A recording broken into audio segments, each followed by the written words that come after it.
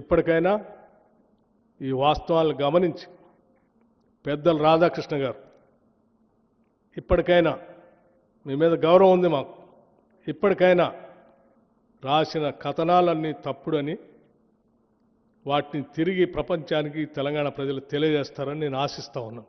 అలా జరగనప్పుడు నా పరువు ప్రతిష్టలకు భంగం కలిగేటట్టుగా 40 ఏళ్లుగా నేను పోగేసుకున్నటువంటి క్యారెక్టర్ అసాసినేషన్ చేశారు మీరు.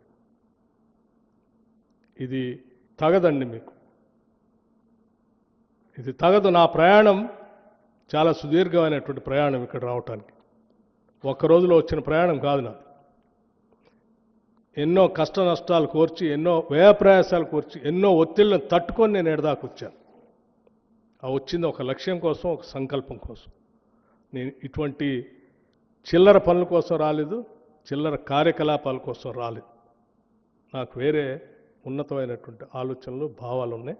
వాటిని అమలు చేసుకుంటూ పోవాలి. కాబట్టి నేను మీకు స్పష్టంగా చెప్తా ఉన్నాను, నేను పోగేసుకున్న నా వ్యక్తిత్వాన్ని నువ్వు ఒక్క రోజుతో, ఒక్క కలంతో రాస్తా అంటే నేను చూస్తూ ఊరుకోవటానికి సిద్ధంగా లేదు. దయచేసి ఇప్పటికైనా మీరు, నేను వ్యక్తిగతంగా అడుగుతా ఉన్నాను, ఈ రాష్ట్ర ఉప ముఖ్యమంత్రిగా అడుగుతా ఉన్నాను, మిమ్మల్ని